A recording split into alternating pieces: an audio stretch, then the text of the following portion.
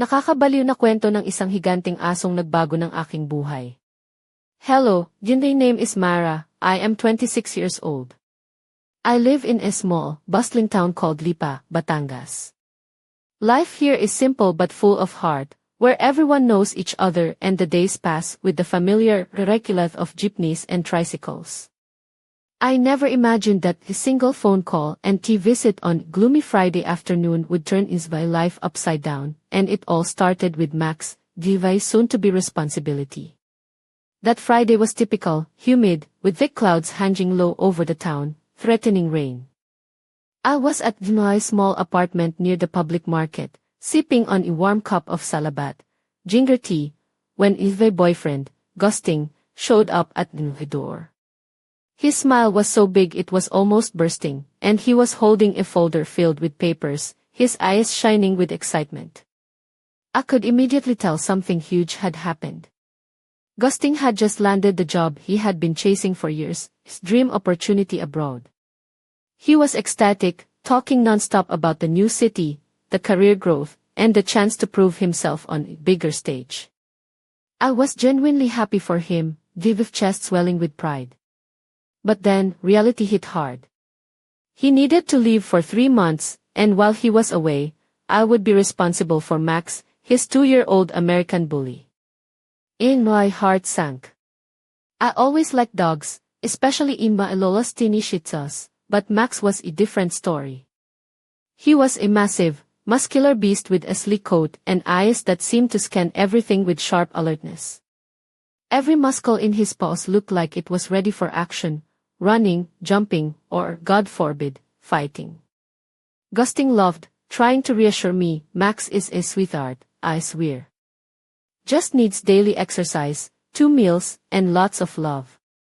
But as I looked through the glass door, Max sat on the lawn, tilting his large head towards me, his tail wagging slowly, subtle yet powerful presence that made me feel both intimidated and responsible. I took deep breath and murmured to myself, I can do this. But deep inside, I wasn't so sure. Max wasn't just a pet, he was like an elite athlete packed in fur, always ready for the next challenge. That day felt like he was about to take on a ticking bomb wrapped in muscle and fur. When Gusting left, he handed me a list of instructions with a serious tone. He's very obedient, just keep him exercised and loved, okay? I trust you, mahal. Max and I exchanged a long look, the kind that felt like a silent agreement between 2 strangers about to share a journey neither of us fully understood yet. And so, that was how the unexpected adventure with Max began. That weekend, the reality of taking care of Max hit me like a strong typhoon. The first days were chaotic and exhausting. Max wasn't just a big dog, he was a force of nature. Every morning, I had to prepare myself mentally and physically for our long walks around the barangay. The narrow streets of Lipa weren't made for a muscular American bully like Max, who pulled at his leash with the strength of a small jeep. At first, I struggled to keep up. It felt like I was being dragged rather than leading. He sniffed every corner, every tree, and greeted every stray dog with a low growl, as if warning them to stay away. I tried to stay firm but calm, repeating Gusting's advice, exercise, food, love. But Max seemed to have endless energy, and it was barely holding on. Inside our small apartment, Max's presence was just as overwhelming. He would run in circles, knocking over small tables and chairs with his powerful body. The vacuum cleaner was his enemy. Every time he used it, he'd growl softly and bark, a low rumble that made my skin crawl. One night, utterly drained, I slumped on the sofa, rubbing the temples and whispering, Max, how am I supposed to handle you? To Imba's surprise, Max stood up, his heavy paws thudding softly on the floor, and walked over to me. He lowered his massive head and rested it gently on Imba's lap. The weight was considerable, but the gesture was tender and unexpected. I felt his warm breath, steady and calm, and a strange peace settled over me. That night, as I stroked his short, shiny fur, I realized Max was more than just a brute. Beneath his intimidating muscles was a creature capable of affection and vulnerability. It was as though he was saying, I trust you. His eyes closed slowly, surrendering to my touch, and I knew something had shifted between us. The next days were still a challenge, but the fear I once felt began to soften.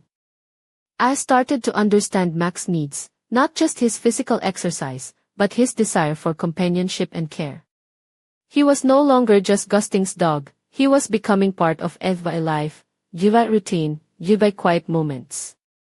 And in this small town of Lipa, with its lively market sounds and warm afternoon breezes, a bond was quietly forming, a bond that neither Max nor expected, but one that was about to change everything. The days that followed painted a clear picture of what life with Max really meant. I began to realize that this wasn't just about walking a dog or feeding him twice a day, it was about understanding a creature who so seemed as big as his towering frame. Max wasn't just any ordinary pet. He was like a living, breathing guardian, silent protector who demanded respect yet gave his trust freely. One morning, as the sun rose over the green hills of Lipa, I prepared for our usual walk, feeling more confident than before. Max was already at the door, tail wagging but calm, his eyes fixed on me as if waiting for my signal. I clipped on his leash, and we stepped outside into the soft light of dawn. The neighborhood was waking up, the sari-sari stores opening, vendors setting up their stalls, and children laughing on their way to school. Max sniffed the air, alert but composed, and for the first time, felt we were moving together, not against each other. Yet, I knew this new Karakida wasn't just about control or training, it was about respect. Max taught me patience. I learned to read his body language, to anticipate his moods, and to adjust to his needs. Sometimes, he would stop abruptly, fixating on distant sound or scent. Other times, he would lean into me, seeking reassurance. It was a silent conversation between two souls bridging the gap between species. Inside our small apartment, the dynamic began to shift as well. Max would lounge easily feet as he cooked or read, his presence a comforting weight that grounded me. I started talking to him, sharing my worries and hopes, and though he couldn't answer, his steady gaze made me feel heard. One afternoon, while playing with an old, worn-out tennis ball Gusting had left, Max surprised me by gently dropping the ball at my feet, his tail wagging wildly. It was a simple gesture, but in that moment, I felt profound connection, as if he was saying, I'm here. I'm yours. But as our bond deepened, I couldn't shake off nagging thought, what if I wasn't enough for him? What if the energy and strength that once intimidated me were too much to handle alone? The responsibility weighed heavily on Isvai's shoulders, especially knowing Gusting was hundreds of miles away, chasing his dreams. Still, every time Max leaned into me or rested his heavy head on Isvai's lap, I found a little more courage. I was learning not just to care for a dog, but to trust in a friendship that defied words. And in this quiet town, under the watchful eyes of neighbors and the soft rustling of mango trees, story was unfolding, one of loyalty, growth, and unexpected love. The days quickly slipped into nights, and the ritual of caring for Max became a new normal. But it wasn't without its trials. One evening, after a long day at work at the nearby mall, I returned to our small apartment tired and longing for rest. Max greeted me at the door, his tail wagging but his eyes filled with restless energy. I knew we needed a longer walk, but the streets of Lipa were dimly lit and not always safe after dark. Still, I grabbed his leash, hoping the fresh air would calm him and me. As we stepped outside, the cool night breeze whispered through the narrow trees lining the street, carrying the faint scent of sampaguita blossoms. We walked in silence, the only sounds were the soft tapping of Max's paws on the pavement and distant chatter from neighbors settling in for the night. Suddenly, Max stopped, his muscles tensing like a coiled spring. His ears perked up, and a low growl rumbled from deep within his chest. I froze, my heart pounding. There, at the corner of the street, a stray dog appeared, teeth bared and eyes wild. Max stepped forward, standing tall and firm between me and the threat. His body radiated strength and confidence, but beneath it, I sensed fierce protectiveness. "Stay, Max," I whispered, trying to steady in voice. He obeyed but kept his gaze locked on the stray. The tension was thick, like the humid air before a thunderstorm. After what felt like an eternity, the stray backed down and disappeared into the shadows. Max relaxed, his tail wagging slowly now, but the adrenaline in his veins remained. I realized then that Max wasn't just a pet needing care, he was my guardian, watching over me in a world that sometimes felt uncertain and unpredictable. Back inside, I sat on the floor, still catching my breath. Max settled beside me, resting his massive head on his knee. His warm, steady presence calmed my racing thoughts. It was in these quiet moments that I truly understood the depth of our bond, one built on trust, loyalty, and unspoken protection. But even as I felt grateful for Max's fierce loyalty, a small part of me wondered, was ready for everything this meant. Could I handle the weight of being both caretaker and companion to such a powerful creature? The road ahead was unclear, but one thing was certain, Max and I were in this together, facing whatever challenges came our way in this small town we called home. One humid afternoon, as the sun hung low over the rooftops of Lipa, I found myself in the middle of a moment that would change everything between Max and me. It started like any other day. Max and I were at the plaza near the town church, surrounded by vendors selling fresh mangoes and balot, the sounds of children playing echoing in the background. The familiar scent of grilled isaw and the chatter of tricycle drivers filled the air. Max was chasing after his favorite worn-out ball, darting with surprising speed for his size. His muscles rippled with each powerful leap, and his eyes sparkled with pure joy. I smiled, feeling a warm pride swell in my chest. This was the dog I had grown to love, the giant who had once intimidated me but now felt like part of a very being. Suddenly, a young woman approached, her face curious but cautious. "Ang laki ng aso mo, pero delikado ba siya?" she asked, eyeing Max warily. "American bully siya, di ba? Ang lakas ng mga ganyang aso." I hesitated, about to give the usual answer, but Max surprised me. As if sensing the woman's unease, he sat obediently to my side, his tail wagging gently. I looked into his expressive eyes and said with certainty, hindi siya delikado. Siya ang pinakamatalikong kaibigan at sobrang loyal. The woman's expression softened, and she smiled. "Mukhang mabait siya talaga. Ang saya naman ng relasyon niyo." Max seemed to understand the compliment, glancing up at me with an almost knowing look. That moment crystallized something inside me, the realization that Max was no longer just Gusting's dog or even just pet, was taken care of. He was the partner, the companion who had taught me patience, trust, and love in ways never expected. As the sun dipped behind the mountains, casting long shadows over the plaza, felt a quiet confidence growing inside me. Max and I had come a long way from that first chaotic day.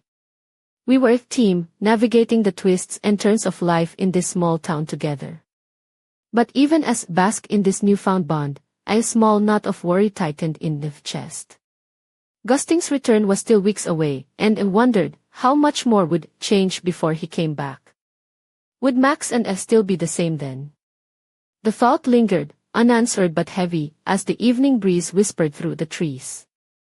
The night after that afternoon in the plaza, I found myself lying awake, tangled in thoughts about Max, Gusting, and everything that had happened since that cloudy Friday. I couldn't shake the feeling that something had shifted, not just in the relationship with Max, but within myself. The huge American bully that once seemed like a mountain of muscle and energy was now a familiar warmth beside me, steady heartbeat in the quiet of a small apartment in Lipa. I kept replaying the moment when Max rested his heavy head on his lap for the first time. That simple act of trust had broken down the walls I didn't even realize I had built around myself. I thought about Gusting's words, his confidence in me when he left. "I trust you, mahal." Those words echoed in my mind, filling me with both pride and pressure. Could really keep up with Max's boundless energy? Could it provide him the love and discipline he needed? And more importantly, could I hold on to this connection we had forged when Gusting came back? The thought made my chest tighten. As I stared at the ceiling, I tried to imagine the future. What if Max's loyalty wasn't just about protection, but about choosing me? What if, in these weeks apart, he had already made me part of his pack in a way that no one else could replace? But the practical worries wouldn't let me rest. What if something happened to Max while Gusting was away? What if I wasn't enough to handle his moods, his strength, or his fears? I feared failing him, disappointing both Max and Gusting. Suddenly, the phone buzzed on the bedside table. It was a message from Gusting. "Miss you. How's a big boy?" I smiled softly and typed back, "Max is a handful. But he's a big boy now too." That simple exchange reminded me that this wasn't just a journey alone. Gusting and Max were both parts of Eva life, and together, we were weaving a story none of us expected. Yet, despite the comfort in that thought, a shadow of doubt lingered. Deep inside, I knew the story was far from over. The bond between Max and me was growing stronger, but the path ahead was uncertain, and something told me hadn't seen the full picture yet. Sleep finally came, but in my heart remained restless, caught between fear and hope, loyalty and change. Max was no longer just a dog, he was a part of me.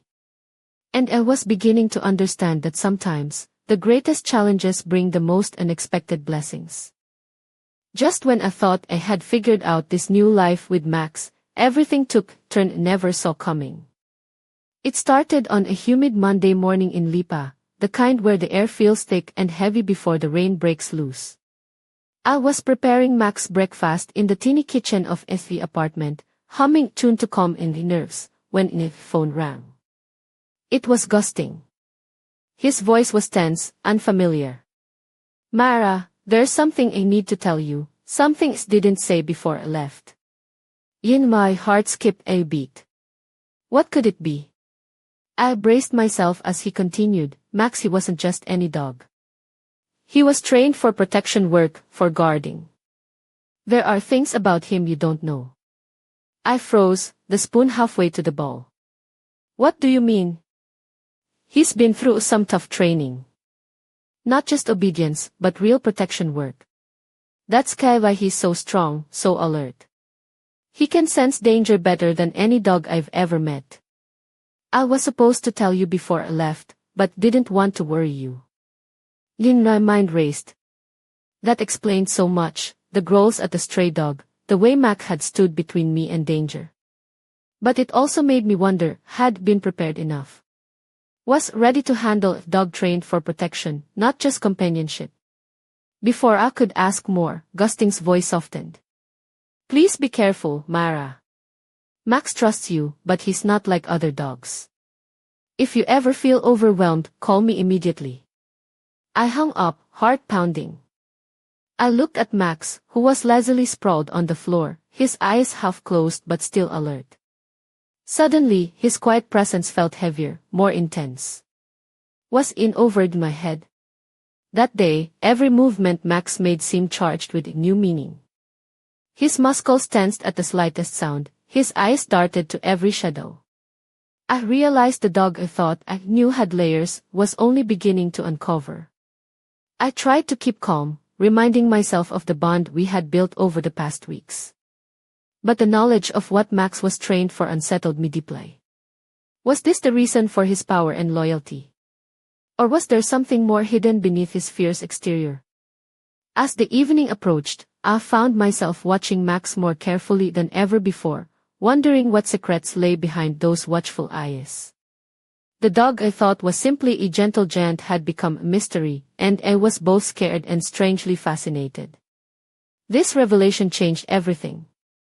I was no longer just a caretaker, I was part of a story far bigger and more complex than I could have imagined. And with that, a new chapter began, one filled with uncertainty, trust, and the question, how far could this bond go? That night, I couldn't shake the unease that had settled deep inside me since Gusting's phone call. Max lay quietly beside me, his massive body relaxed but his eyes still sharp, watching every flicker of light in our small apartment. It was as if he knew some things didn't, something he was only beginning to understand. The next morning, the sun had barely risen when Max began acting strangely. He paced near the door, ears twitching, muscles taut like a spring ready to snap. I tried to calm him with soft words and gentle touches, but the tension was unmistakable. Then, without warning, sudden noise came from the street.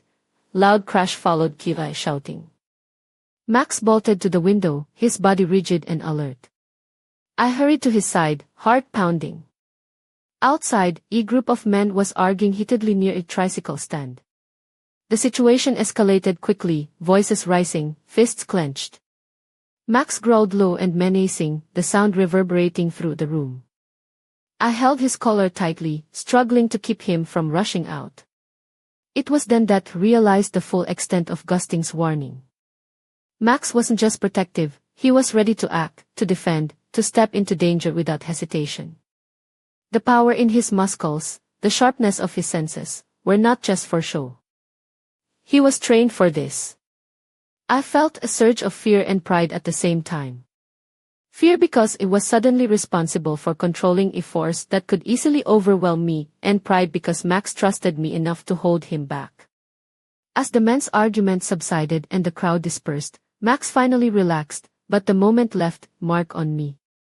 I understood now that my role was not just to care for him, but to be the anchor that kept his strength in check. That evening, I sat beside Max, running the fingers through his thick fur, feeling the steady beat of his heart beneath my hand. I whispered, "We're in this together, hindi ba?"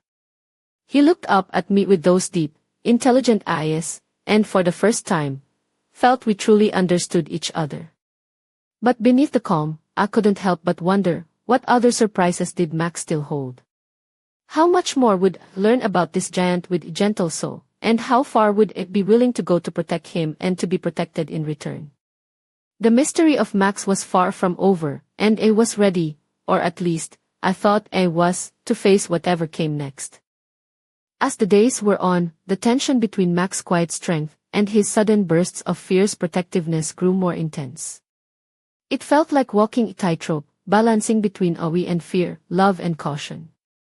Each moment with Max became charged with new energy, as if we were both waiting for something to break the surface. One evening, after a long walk under the fading light, Max and I returned to the apartment.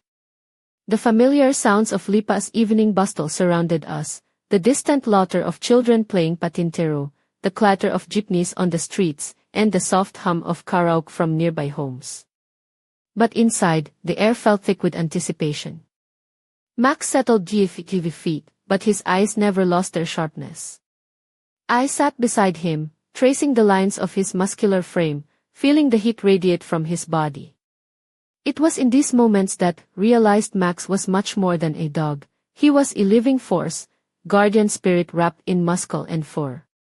Suddenly, a loud bang echoed from the apartment above us, startling both of us. Max's body tensed instantly, his growl low and warning. Before I could react, he had leaped to his feet, his powerful frame blocking the doorway as if daring any threat to come closer.